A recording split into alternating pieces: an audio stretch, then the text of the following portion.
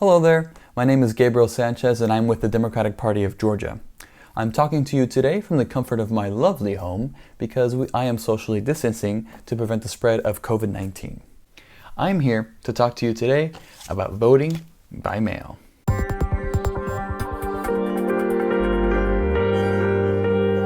So there's a primary coming up in Georgia and any registered voter can decide to vote by mail. It's easy, safe, and a convenient way to exercise your fundamental right to vote. Now, I've always preferred voting in person and I've always done it in the past, but right now it's not safe, so I'm going to be voting by mail in order to keep myself and those around me safe and healthy. And you can do the same. You can request that your county send you a ballot by mail, and then on your own time you can fill it out and send it back. As long as the county receives your ballot by election day, you're good to go. And remember, that's the received by date, not the postmark date. And the biggest advantage of this is no lines, no waiting, no crowds. In order to get a ballot by the mail, you must first apply for it. And the time to apply is right now for the upcoming Georgia primaries. Now, fortunately for us, the Secretary of State has decided to automatically send these absentee ballot request forms to all registered active voters. And it should look like this. However, if you don't receive that, then you can go to Democratic Party of Georgia's website and download the application there. You can also contact your county and ask them to send it by mail. Now, also on the Democratic Party of Georgia's website is detailed instructions on how to fill out the application form. However, that's also what this video is about. Since you're already here with me, you might as well go on with me on this journey to fill out this form. Now, you'll need a pen and you need to write legibly. So, at the top is the date, which you need to fill in the date of the next upcoming election. We are going to be giving you the list of all of the election dates for this upcoming election year at the end of this video. But for now, the current upcoming election is June 9th as of the recording of this video. So that's what I'm going to put. Alright, you can leave the voter registration number field blank. Next up is sections 1 and 2, which is your name and address. Now you have to make sure that the name and address placed on here is the same that you used to register to vote. If you don't remember what you used when you registered to vote, you can always contact your county registrar, or you can go online and log into Georgia's My Voter page. The link is mvp.sos.ga.gov. So, section 3 is a temporary address where you want your ballot sent. Now, this is only needed to be filled out if you want to send your ballot to a different address than where you are registered to vote as. So, for example, let's say that I am registered to vote in my parents' house. However, I am temporarily living with my grandmother. So, I would write my grandmother's address right here in section 3, so that way the ballot would be sent to my grandmother's house instead of to my parents' house where I was registered to vote. Alright, so section 4 is your date of birth. So that's very simple. Section 5. Now, you only need to fill this out if you're applying for a ballot in a primary. However, for the general election, you would not. So you can put which kind of ballot you would like to receive. Democratic, Republican, or a nonpartisan ballot. Now, section 6 is your current contact information. Now, this is very important to put mainly because if the county has any issues processing your ballot, they can contact you to make you aware of the situation and how to rectify it. So make sure to put a working phone number or an email that you check regularly.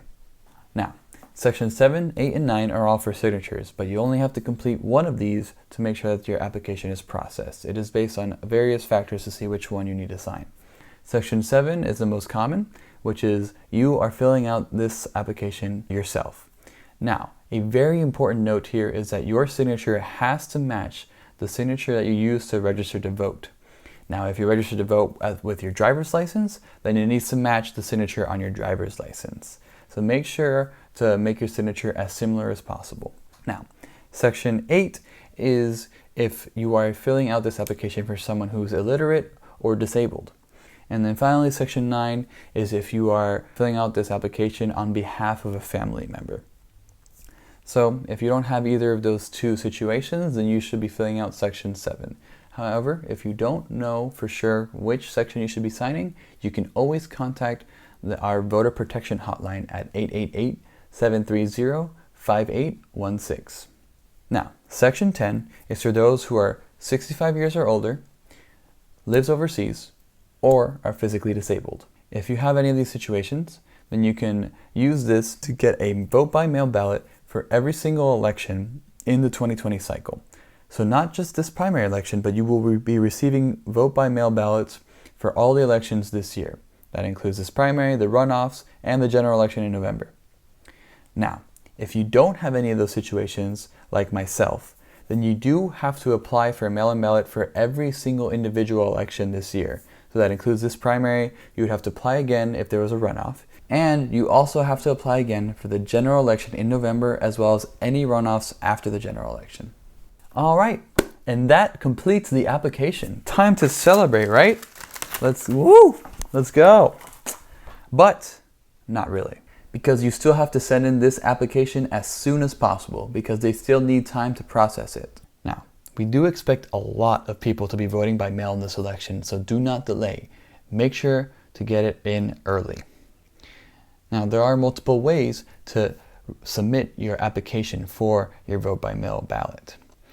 You can do it in person, you can send it by mail, or you can attach a copy of your application to an email to your county. And all you really have to do is just take a photo with your smartphone like that and attach it to the email to your county.